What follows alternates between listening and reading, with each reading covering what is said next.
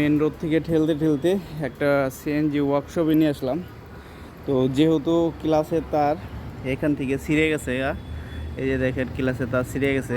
তো এই যে গুটলাটা আছে, এই গুটলাটা বাজায় কোনো রকম এখানে থাকে না। অনেক চেষ্টা করলাম, তো কোনোভাবে চালাতে পারতেছি না।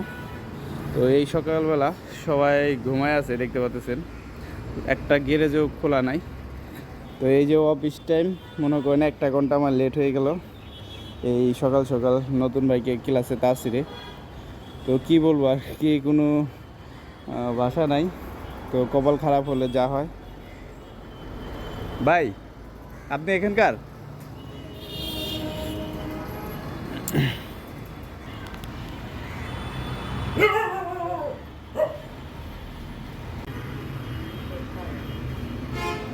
ভাইদের সহযোগিতা নিয়ে তো একটা প্লাসে